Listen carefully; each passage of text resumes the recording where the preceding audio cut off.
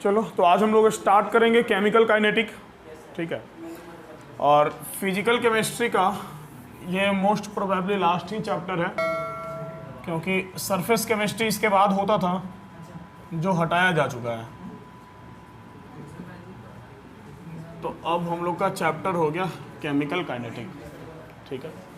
देखो ये चैप्टर 4 है, सॉरी चैप्टर 3 है। पहले 4 हुआ करता था, अब चैप्टर 3 है, ठीक है। और छोटा चैप्टर है, मार्क्स ऑलमोस्ट उतना ही आता है जितना बाकी चैप्टर से आता है, इसलिए ये चैप्टर थोड़ा सा इंपॉर्टेंट है। थ्योरी प्लस न्यूमेरिकल दोनों मिलेगा, अब फिजिकल है तो न्यूमेरिकल तो मिलेगा ही। और थोड़ा अलग टाइप का चैप्टर है, पीछे अब तक हम लोग जो कुछ भी पढ़े उन सब से थोड़ा सा डिफरेंट चैप्टर है पढ़ने में, लेकिन ओवरऑल अच्छा लगेगा, इंटरेस्टिंग चैप्टर है। सबसे पहले तो हम लोग चैप्टर को समझें कि केमिकल काइनेटिक होता क्या है। देखो केमिकल काइनेटिक ये दो टर्म से मिलकर बना है। कौन कौन सा? तो एक टर्म तो केमिकल है और दूसरा काइनेटिक। काइनेटिक जो है, काइनेटिक एक ग्रीक वर्ड है, ठीक है। और ग्रीक वर्ड में इसको काइनेटिक ना बोल करके क्या बोला जाता था, तो इसको बोला जाता था काइनेसिस, ठीक है। और काइनेसिस का मतलब क्या होता है? तो काइनेसिस का मतलब होता है एक्चुअल में मूवमेंट। क्लियर है?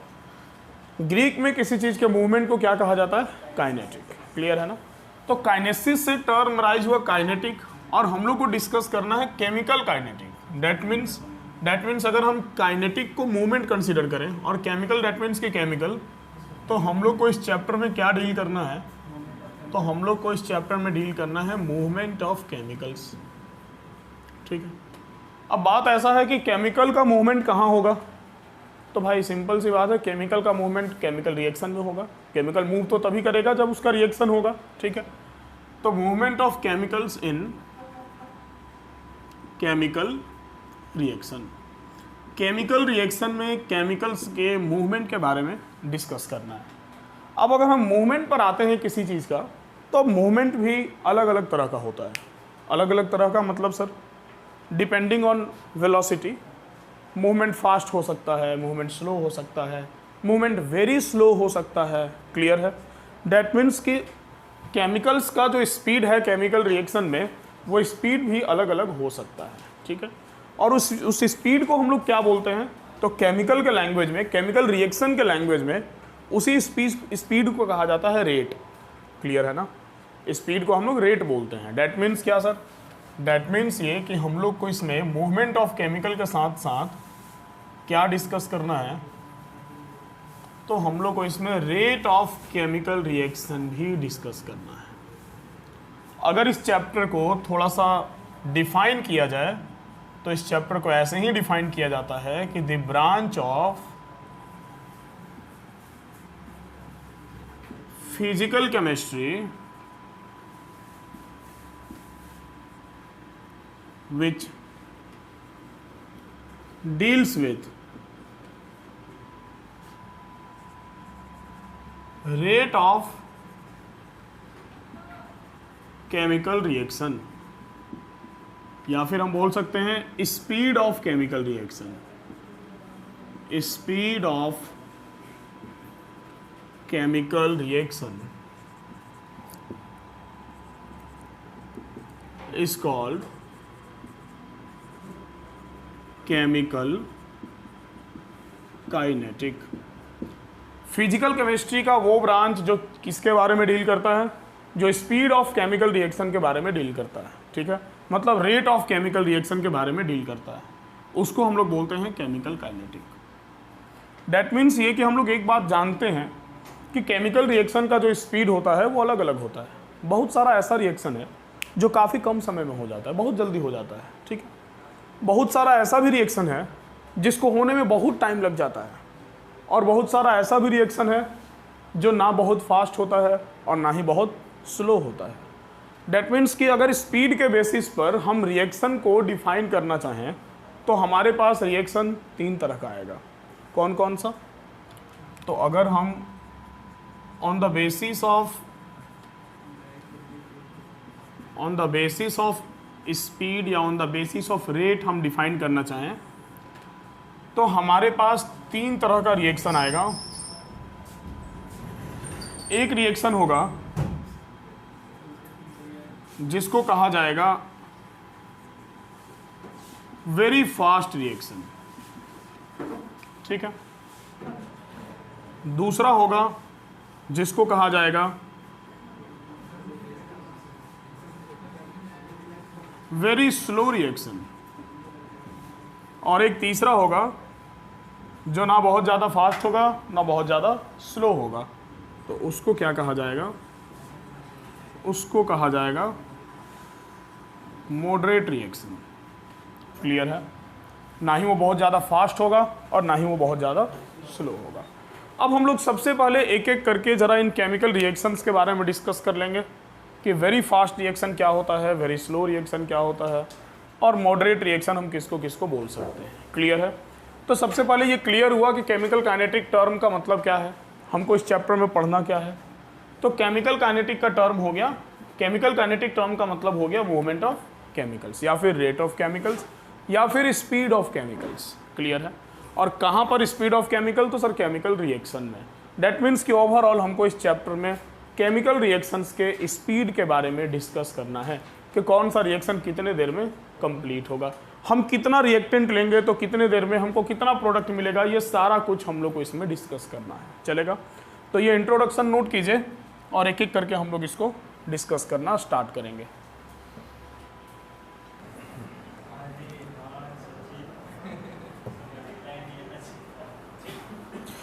एक टीचर के लिए स्टूडेंट के रिजल्ट से बढ़ के कोई गिफ्ट नहीं होता है, सबसे बड़ा गिफ्ट वही होता है। बाकी जो चाहिए ज़रूरत पूरा करने भर तो वैसे भी तुम लोग से मिल ही जाता है, सिंपल सी बात है।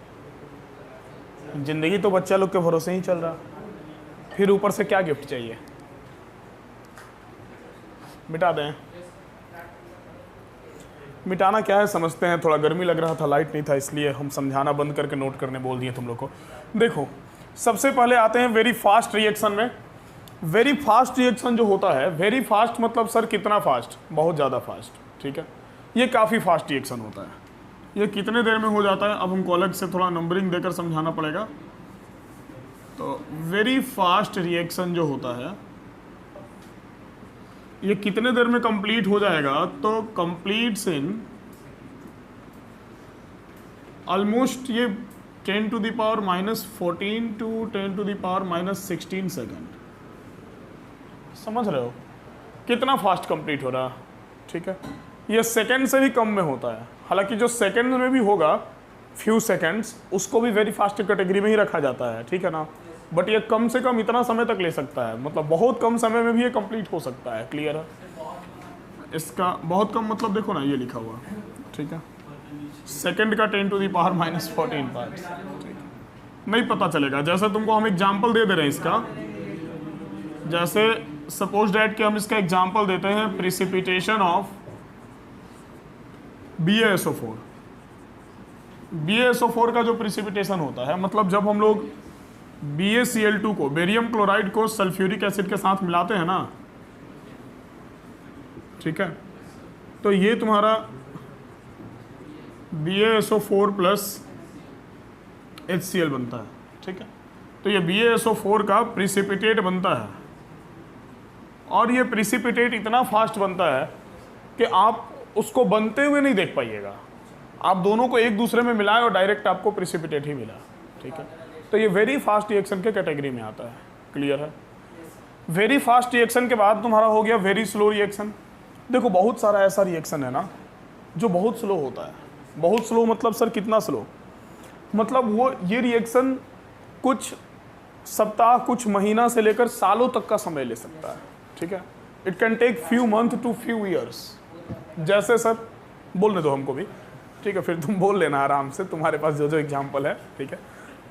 जैसे रस्टिंग ऑफ आयरन, हम लोग अभी रिसेंटली पढ़े थे 1-2 क्लास पहले। आयरन का जो रस्टिंग होता है बहुत स्लो प्रोसेस होता है। इतना स्लो होता है कि वो धीरे धीरे, मतलब कुछ साल में पूरा का पूरा आयरन रस्ट करके और फिर वो डिस्ट्रॉय हो पाता है। उतना जल्दी में नहीं हो पाता है, ठीक है। तो वो वेरी स्लो रिएक्शन का एग्जाम्पल हो गया। जैसे यूरिया का प्रिपरेशन, कहीं पर यूरिया बनता हो, ठीक है, जहाँ पर खाद बनता है, यूरिया बनता है, तुम उसके प्लांट को देखना, बहुत बड़ा एरिया में वो प्लांट होता है, ठीक है। क्योंकि यूरिया बनाने में टाइम लगता है, 5 महीना 6 महीना उसका प्रोडक्शन, मतलब एक बार जब वो सारा रॉ मटेरियल को मिलाया जाता है तो उसको लंबा समय लगता है कंप्लीट होने में, क्लियर है।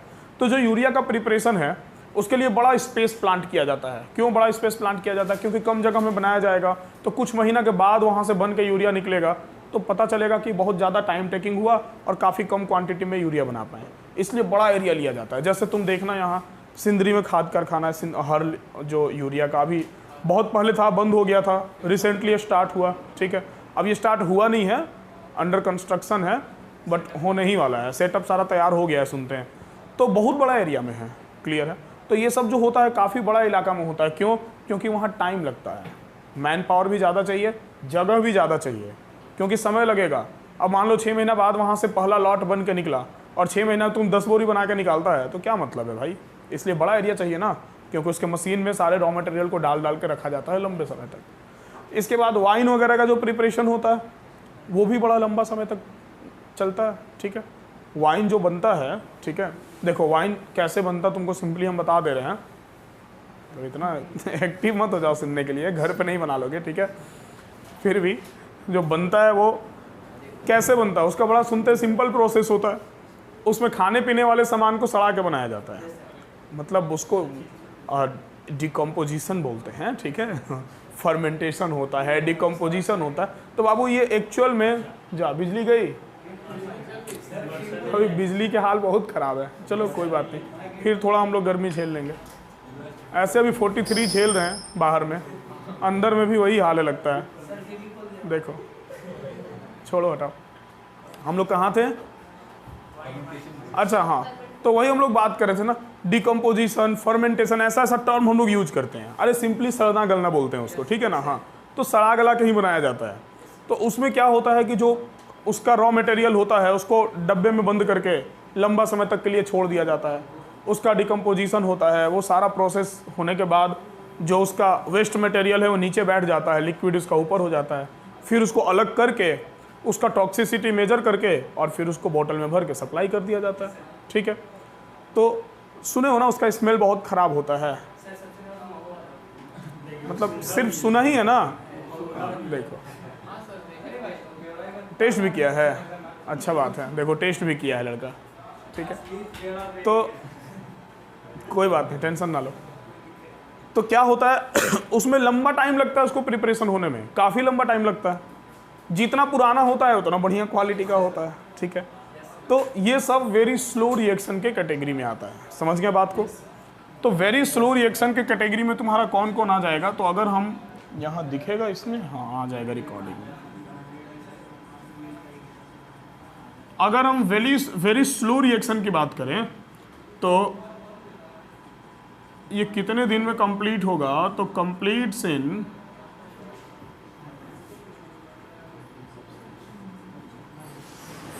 फ्यू मंथ टू ईयर्स, ठीक है। ये कुछ महीने से कुछ सालों तक का समय ले सकता है। और इसके एग्जाम्पल्स हम ऊपर लिख देते हैं क्योंकि नीचे फिर कैमरा में आ नहीं पाएगा। तो इसका एग्जाम्पल हम ले सकते हैं, प्रिपरेशन ऑफ यूरिया, ठीक है, preparation of beverage like wine, या फिर हम बोल सकते हैं rusting of iron.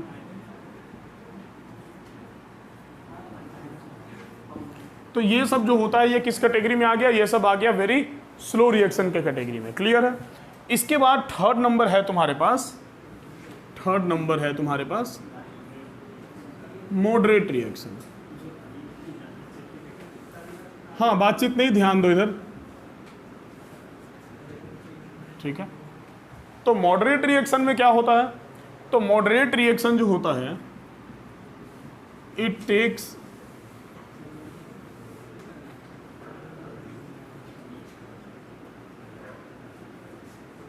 few minutes to hours। ये बाबू कुछ मिनट से कुछ घंटे तक का समय लेता है मॉडरेट रिएक्शन, ठीक है।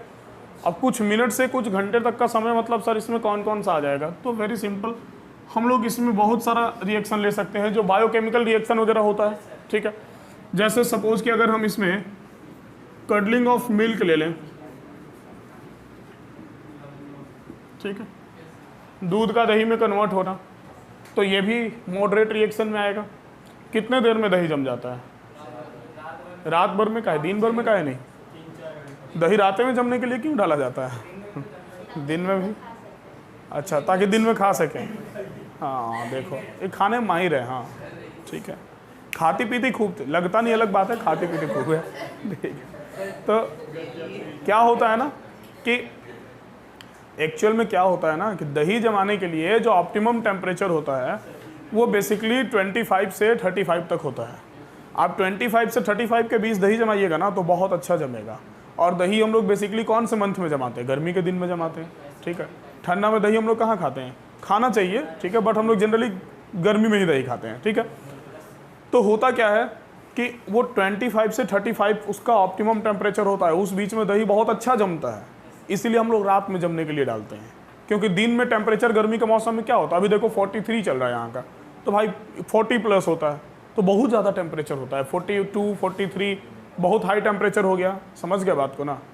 तो अभी क्या होगा, अभी दही जमने के लिए रखोगे, बैक्टीरिया बेचारा उतना टेम्परेचर झेल नहीं पाएगा, आदमी नहीं झेल पा रहा तो बैक्टीरिया कहाँ से झेलेगा, मर जाएगा, ठीक है। तो क्या होगा, दही जमेगा नहीं। और ठंड के मौसम में देखते हो, मकर संक्रांति में हम लोग दही जमाते हैं, बहुत घर में सुनने के लिए मिलेगा दही नहीं जमा, ठीक है। क्यों? ठंडा के कारण, टेम्परेचर डाउन था, 20 से कम था टेम्परेचर, अच्छे से जमा नहीं। फिर क्या करते लोग, उसमें उसके किनारे कंबल वम्बल लगाते हैं, फिर उसको थोड़ा हीट करके देखते हैं, लेकिन फिर भी वो मज़ा नहीं आता है जो कि दही जम जाता है तो आता है, ठीक है। हाँ, तो बात वही है, 5 से 6 घंटा अगर ऑप्टिमम टेम्परेचर मिल जाए, परफेक्ट कंडीशन मिल जाए, तो लैक्टोबैसिली को ग्रो होने के लिए 5 से 6 घंटा बहुत है, ठीक है। उतना देर में वो अपना काम कर देगा, समझ गए बात को। तो ये होता है तुम्हारा रिएक्शन का type, very fast reaction, very slow reaction और मॉडरेट रिएक्शन। एक्चुअल में हम लोग को एग्जाम में आपसे ये नहीं पूछेगा कि वेरी स्लो रिएक्शन का एग्जाम्पल बताइए या वेरी फास्ट रिएक्शन का एग्जाम्पल बताइए। ये एक तरह से केमिकल रिएक्शन का, केमिकल काइनेटिक का इंट्रोडक्शन है कि हमको इस चैप्टर में पढ़ना क्या क्या है, ठीक है। अब हम लोग इसमें टॉपिक अपना स्टार्ट करेंगे। हम लोग सबसे पहले डिस्कस करना स्टार्ट करेंगे इसमें कहाँ से, तो डिस्कस करना स्टार्ट करेंगे हम लोग इसमें रेट ऑफ केमिकल रिएक्शन से, ठीक है। तो एक काम करो, जो जो बचा है लिखो जल्दी से।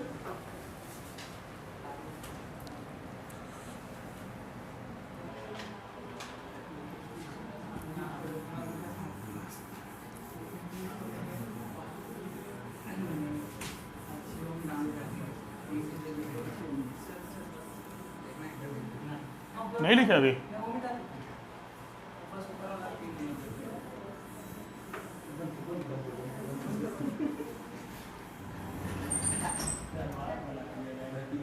लाइट तो आज मजाक बना के रख दिया है ना, लुका छिपी खेल रहा, आना जाना आना जाना। चलो आया तो सही, बट पता है रिकॉर्डिंग में ना ये गेट का जो बार बार घिसना होता है ना, पूरा बेकार आ जाता है, ठीक है। तुम लोग का तो बातचीत उतना नहीं आता है, बोलता है तुम लोग बात करता हमसे तो, क्योंकि मेरा बड़ा नॉइज़ बहुत कम कर देता है मेरा माइक, लेकिन वो जो करता है ना की उधर, वही दिक्कत हो जाता है। देखो हालांकि तुम लोग बात नहीं करता, तुम लोग सीधा बच्चा है। देखो अब हम लोग टॉपिक स्टार्ट करेंगे, रेट ऑफ रिएक्शन।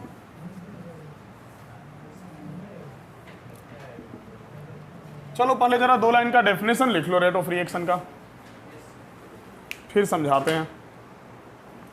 अब बाबू पूरा चैप्टर इसी के ऊपर डिपेंडेंट होगा।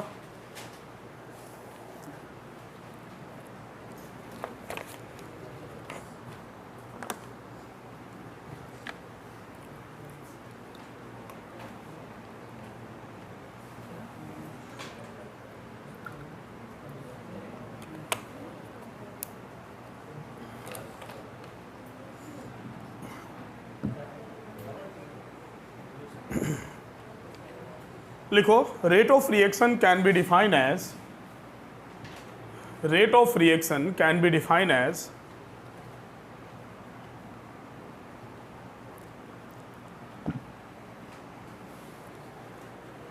can be defined as the change in concentration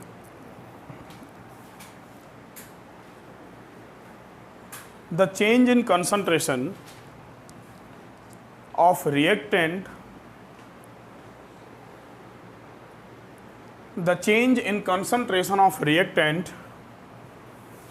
or product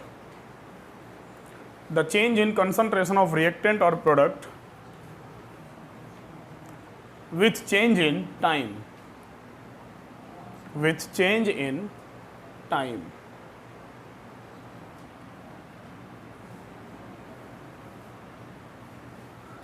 देखो क्या बोल रहे हैं कि रेट ऑफ रिएक्शन कैसे डिफाइन किया जाएगा। तो rate of reaction is equal to हो जाएगा, ध्यान देना, change in concentration of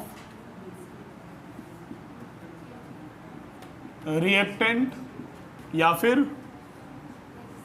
product with change in time, that means कि बाई चेंज इन टाइम। एक बात ध्यान देना, जैसे सपोज कि हम कोई केमिकल रिएक्शन लेते हैं, किसी केमिकल रिएक्शन के रिस्पेक्ट में इसको समझोगे तो ये एक बार में समझ में आ जाएगा, ठीक है।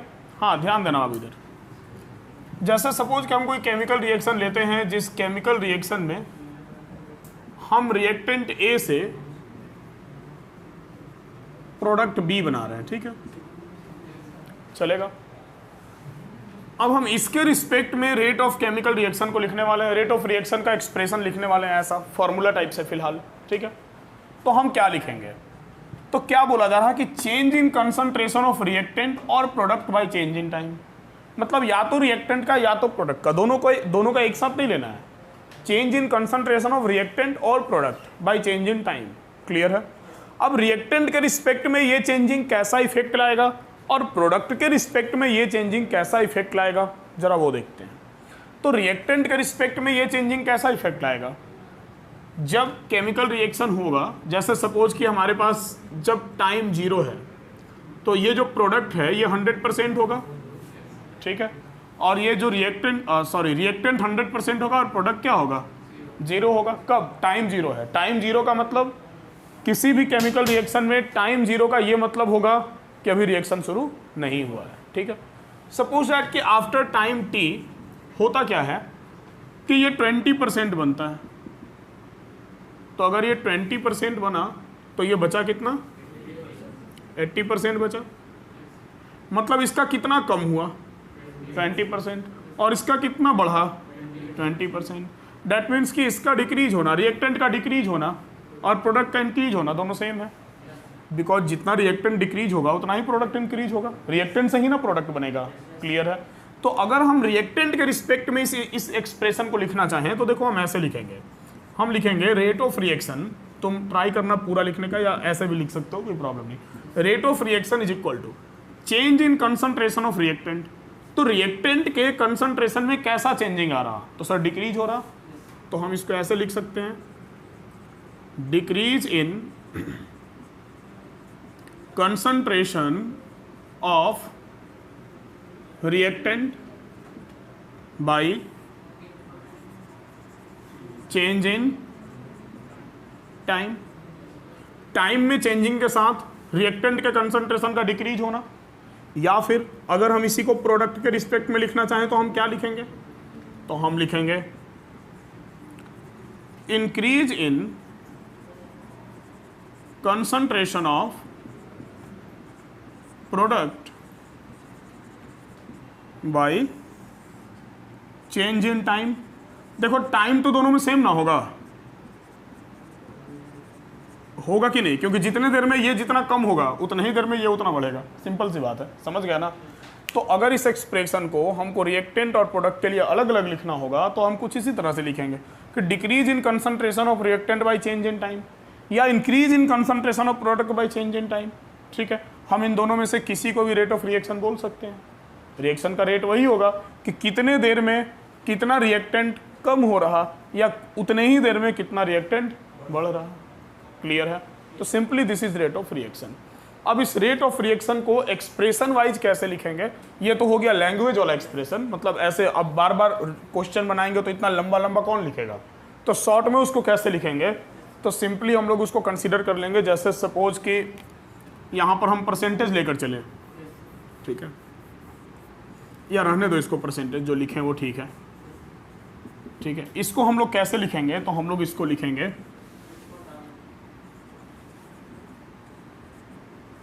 Rate of reaction is equal to delta concentration of X by delta T, ठीक है। एक्स दैट मीन्स वो कंसंट्रेशन, रिएक्टेंट के लिए वो कंसंट्रेशन जो डिक्रीज हुआ, और प्रोडक्ट के लिए वो कंसंट्रेशन जो इंक्रीज हुआ। देखो रिएक्टेंट अलग चीज़ है, प्रोडक्ट अलग चीज़ है, दोनों बिल्कुल डिफरेंट है, बट क्वांटिटी के मामले में तो दोनों सेम होगा, कंसंट्रेशन के मामले में तो दोनों सेम होगा, क्योंकि जितना ग्राम अगर हम मास लेते हैं तो जितना ग्राम ये डिक्रीज होगा उतना ही ग्राम ये इंक्रीज होगा, ठीक है। हम किसी भी दूसरे टर्म में कंसंट्रेशन लेते हैं तो जितना ये डिक्रीज हो रहा उतना ही इंक्रीज हो रहा, तो भाई ये कंसंट्रेशन तो सेम होगा। तो हम इसको सिंपली लिख सकते हैं rate of reaction is equal to delta X by delta T, ठीक है। अब एक्चुअल में कंसंट्रेशन का बात हो रहा, इसलिए हम एक्स के साथ स्क्वायर ब्रैकेट लगा दिए, क्योंकि हम लोग स्क्वायर ब्रैकेट से ही कंसंट्रेशन को रिप्रेजेंट करते हैं, ठीक है। जिनके ध्यान में नहीं है या फिर जो नहीं जानते हैं वो इस बात को ध्यान में रखिएगा कि कहीं भी, क्योंकि अगर आप इलेक्ट्रोकेमिस्ट्री नहीं पढ़े होंगे तो थोड़ा सा कंसंट्रेशन का रिप्रेजेंटेशन ध्यान में नहीं होगा, लेकिन पहले 11 में मिला है, ठीक है। कहाँ मिला, केमिकल आयनिक इक्विलिब्रियम वगैरह में, हर जगह मिला, बहुत जगह मिला। तो जहाँ भी आपको स्क्वायर ब्रैकेट लिखा हुआ मिलेगा ये समझना है कि कंसंट्रेशन का बात हो रहा, ठीक है। और कंसंट्रेशन में भी जैसे कंसंट्रेशन तो देखो बहुत तरह का होता है, ठीक है, मास percent, volume percent, mole fraction, molarity, molality, बहुत तरह का होता है। तो सर किस कंसंट्रेशन के बारे में बात हो रहा, मोलैरिटी के बारे में बात हो रहा, सिंपल सी बात है, ठीक है। मतलब सपोज कि अगर तुमको कहीं ऐसे मिला, जैसे ये लिखा हुआ उसी को हम एग्जाम्पल ले लें, कंसंट्रेशन ऑफ एक्स, इसका मतलब है एक्स मोल पर लीटर, क्लियर है ना। कंसंट्रेशन को हम लोग किस टर्म में लेंगे, हमेशा मोलैरिटी के टर्म में लेंगे, molarity that means mole per litre, है ना ध्यान में। तो कंसंट्रेशन का यूनिट, जैसे सपोज हम यहाँ पर कंसंट्रेशन ऑफ ए लिख देते हैं, तो इसका सिंपल सा मतलब हो गया कि हम ए मोल पर लीटर की बात कर रहे हैं, या फिर हम ए कैपिटल एम से भी मोल पर लीटर को लिखते हैं, उसकी बात कर रहे हैं, समझ गए बात को। तो कंसंट्रेशन दैट मीन्स की स्क्वायर ब्रैकेट। तो रेट ऑफ रिएक्शन क्लियर हुआ कि क्या होता है। तो rate of reaction is simply change in concentration of reactant और product with change in time. और वो रिएक्टेंट के रिस्पेक्ट में वो चेंजिंग कैसा होगा, तो डिक्रीज होगा, decrease in concentration of reactant. और प्रोडक्ट के रिस्पेक्ट में वो चेंजिंग कैसा होगा, तो increase in concentration of product by change in time, चलेगा। अब हम लोग 2-4 केमिकल रिएक्शन लेके और इसका एक्सप्रेशन लिखना स्टार्ट करेंगे। केमिकल रिएक्शन के रिस्पेक्ट में अभी ये थोड़ा सा चेंज हो जाएगा, थोड़ा समझने में तुमको टाइम लग जाएगा। इसको ज़रा तुरंत लिखो तो, अच्छा वो हटा दे, डिस्टर्ब कर रहा। हाँ हाँ ठीक, चलो आगे बढ़ते हैं।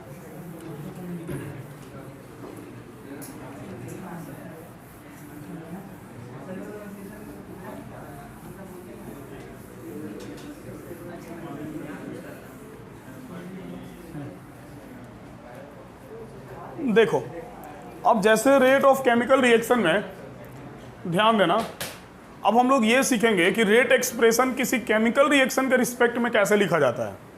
केमिकल रिएक्शन के रिस्पेक्ट में रेट एक्सप्रेशन कहने का मतलब है ना कि जैसे सपोज तुम्हारे पास कोई एक केमिकल रिएक्शन है जिसमें पहले हम सिंबॉलिक रिप्रेजेंटेशन ले रहे हैं, फिर हम रिएक्शन लेंगे A+B से C+D बन रहा है, ठीक है। अब इस केमिकल रिएक्शन को देख करके तो बिल्कुल ऐसा ही लग रहा है कि जितना मोल A रिएक्ट कर रहा उतना मोल B रिएक्ट कर रहा, और उतना ही मोल C बन रहा उतना ही मोल D बन रहा, क्योंकि इसके आगे कुछ नहीं है, तो 1 है, स्टिक्योमेट्रिक कोफिशिएंट 1 है सबका, ठीक है। तो इस रिएक्शन के लिए जब हम लोग रेट एक्सप्रेशन लिखेंगे तो अब देखो कि रेट एक्सप्रेशन कैसे लिखा जाएगा, क्योंकि अभी जो हम लोग लिखे हैं थोड़ा देर पहले लैंग्वेज के टर्म में, उस लैंग्वेज को जब एक्सप्रेशन के टर्म में लिखा जाएगा कुछ चीज बदलेगा। क्या बदलेगा वो देखो, हम लिखेंगे minus delta concentration of A by delta T. देखो हर एक मॉलिक्यूल के रिस्पेक्ट में, हर एक एटम के रिस्पेक्ट में अलग अलग लिखा जाएगा। ए के रिस्पेक्ट में जो रेट ऑफ रिएक्शन लिखा जाएगा वो ए के रिस्पेक्ट में रेट ऑफ रिएक्शन हम लिखेंगे delta A by concentration of delta T.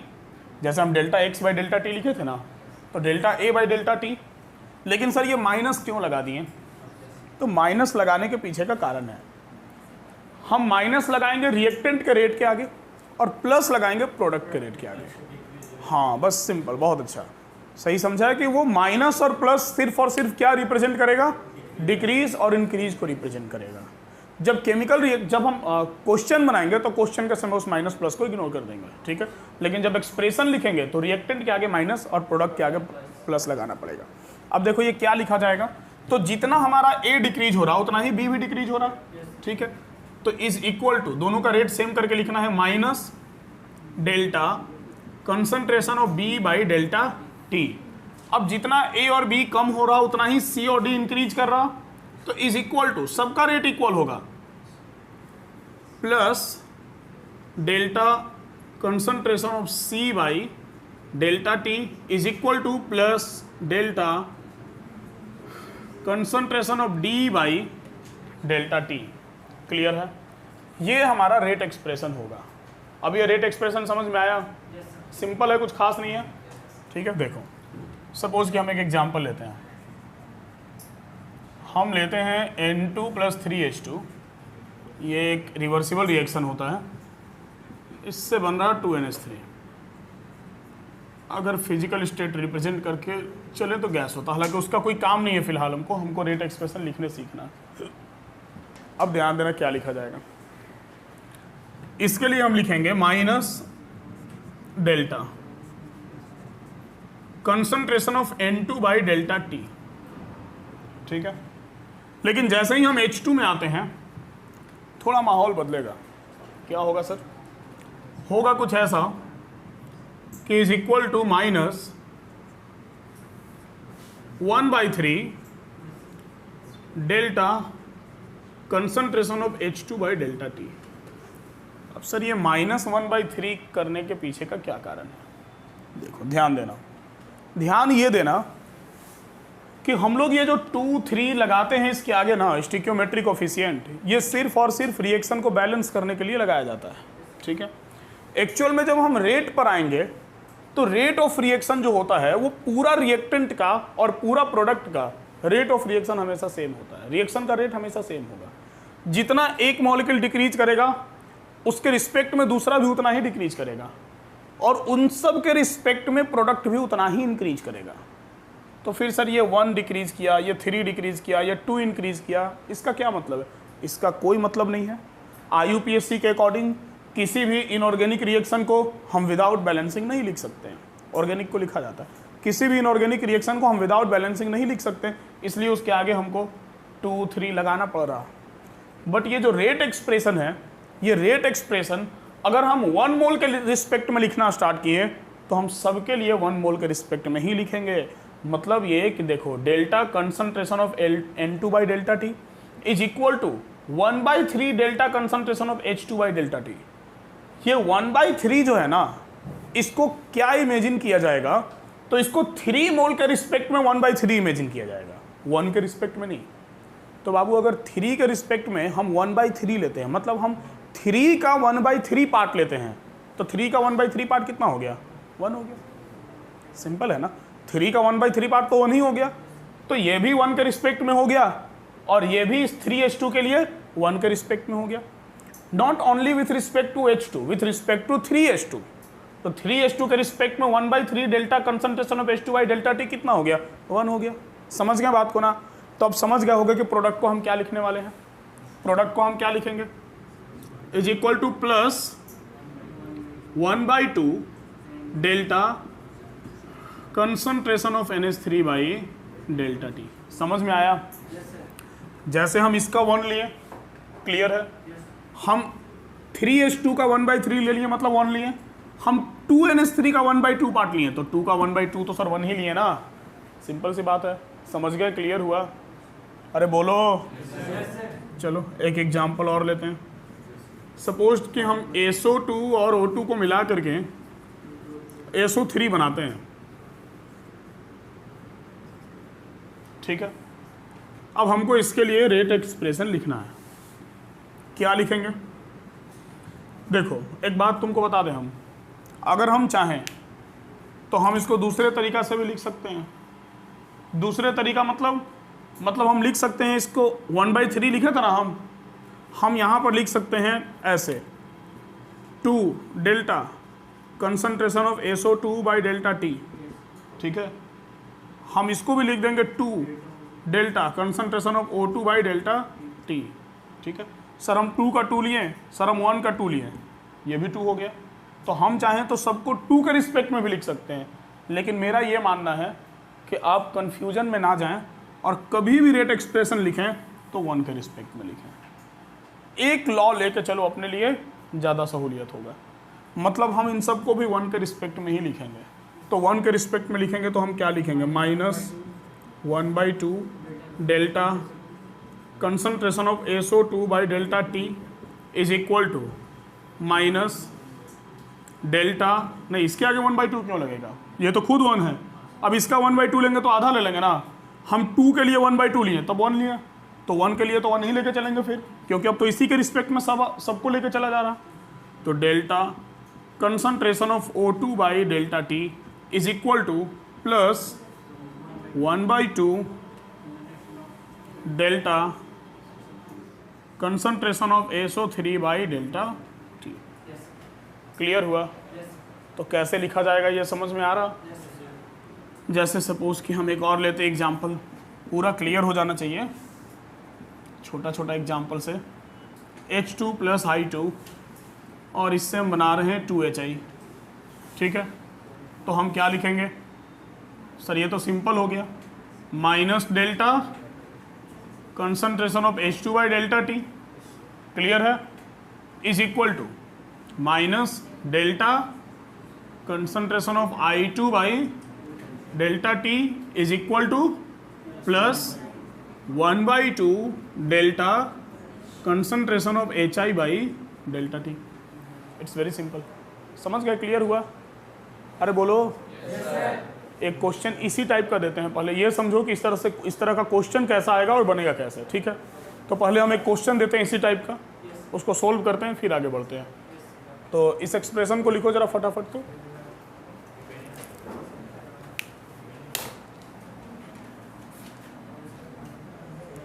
लिखो एक क्वेश्चन, लिखो the rate of decomposition, the rate of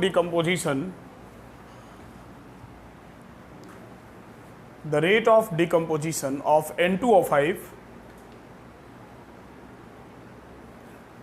the rate of decomposition of N2O5 is 3.2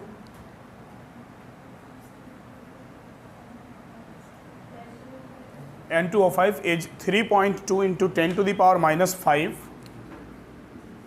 3.2 into 10 to the power minus 5 mole per liter per minute, mole per liter per minute.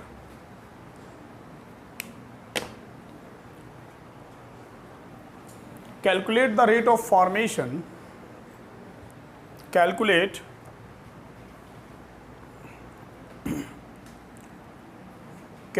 the rate of formation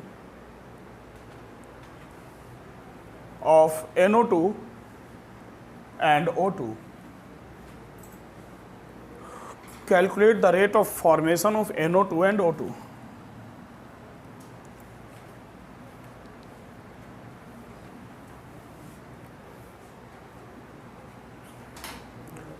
आपको rate of decomposition of N2O5 दिया हुआ है, मतलब एक बात clear है कि ये एक डिकम्पोजिशन रिएक्शन है, और डिकम्पोजिशन रिएक्शन है तो डिकम्पोज होके बन क्या रहा, तो डिकम्पोज होके बन रहा NO2 और O2, क्लियर है।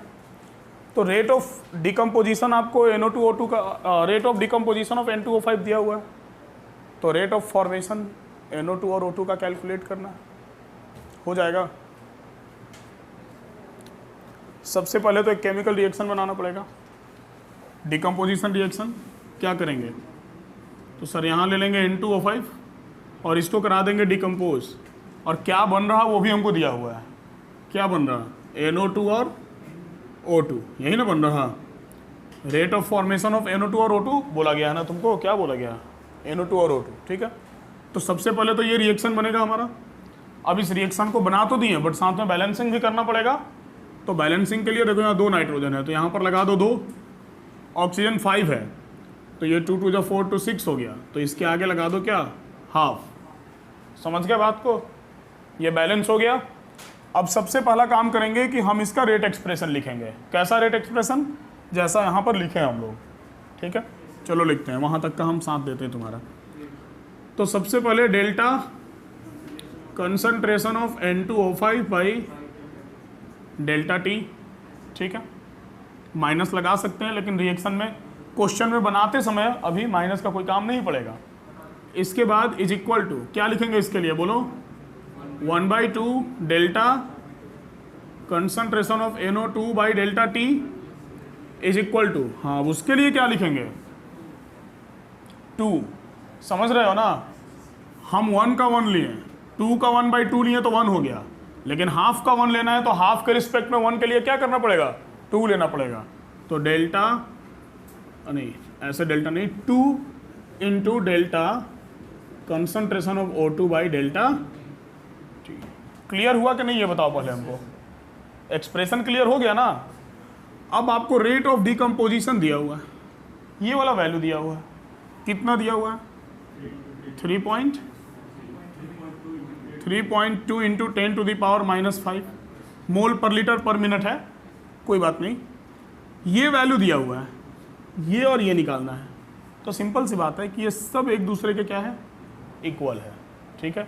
मतलब थोड़ा इसको हम अलग से लिखते हैं तो तुमको और ज़्यादा क्लियर होगा। आपको क्या दिया हुआ है, तो आपको दिया हुआ है delta concentration of N2 by delta T is equal to 3.2 into 10⁻⁻5 mole per litre पर मिनट। ये आपको वैल्यू गिवन है, समझ गए। तो सर ये वाला इसके इक्वल है ना, और ये इसके भी इक्वल है, मतलब ये वैल्यू इसके इक्वल भी होगा और ये वैल्यू इसके इक्वल भी होगा, क्योंकि सबका रेट तो एक दूसरे के इक्वल है। समझ रहे हो हम क्या बोल रहे हैं, अच्छे से समझो, सबका रेट एक दूसरे के इक्वल है। तो जब तुमको ये वाला वैल्यू दिया हुआ है तो जो वैल्यू होगा वो इसके इक्वल भी तो होगा। मतलब हम ऐसे भी तो लिख सकते हैं, half delta concentration of NO2 by delta T is equal to 3.2 into 10⁻⁻5 लिख सकते हैं ना। तो हमको NO2 का रेट ऑफ फॉर्मेशन निकालना है, तो क्या हो जाएगा, delta concentration of NO2 by delta T is equal to, ये तुम्हारा 1/2 है तो ये मल्टीप्लाई हो जाएगा ना, तो कितना हो गया 2 2 4 और 2 3 6, 6.4 इंटू 10⁻⁻5। तो rate of formation of NO2 मिल गया। समझ गया बात को। अब क्या चाहिए, rate of formation of O2 चाहिए, उसको भी निकाल लेते हैं। अभी नीचे लिखेंगे तो इसमें आएगा नहीं, इधर मिटा के लिखते हैं।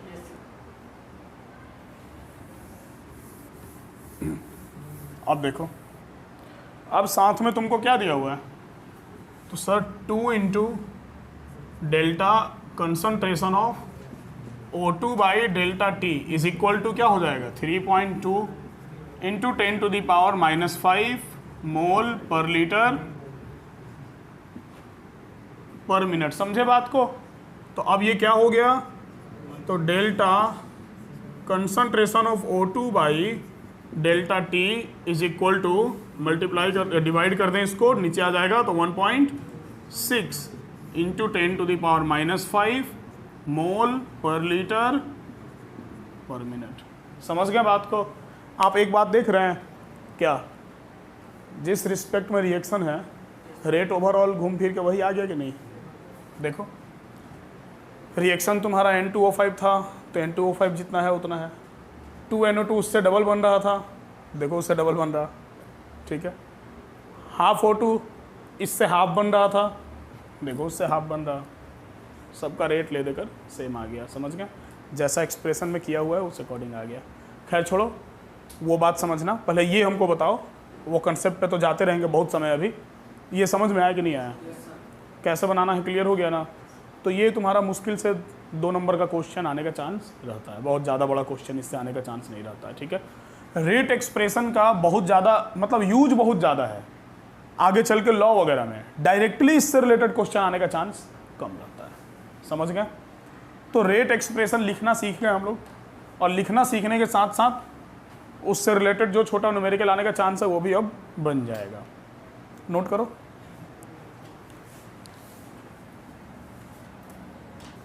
ठीक है, आज का क्लास को हम लोग इतना ही रखेंगे, लेकिन एक बात ध्यान में रखना कि अगला क्लास मतलब जो भी नेक्स्ट क्लास हमारा होने वाला है, नेक्स्ट क्लास के पहले घर से एक टॉपिक रिवीजन जरूर कर लेना। क्लास 11 के आयनिक इक्विलिब्रियम का पार्ट एक है, केमिकल इक्विलिब्रियम का part, laws of mass action. ध्यान में है ना? Laws of mass action simple सा चीज़ है, कोई बहुत बड़ा चीज़ नहीं है। Concentration of product by reactant to the power वाला ध्यान में आ रहा, उसको पढ़ के आना। लॉज ऑफ मास मतलब तुमको ऐसा लगेगा कि केमिकल रिएक्शन में लॉज ऑफ मास एक्शन ही थोड़ा मॉडिफाई होके दोबारा चल रहा है, अगर पढ़ के आया तो एक बार लॉज ऑफ मास एक्शन जरूर पढ़ लेना।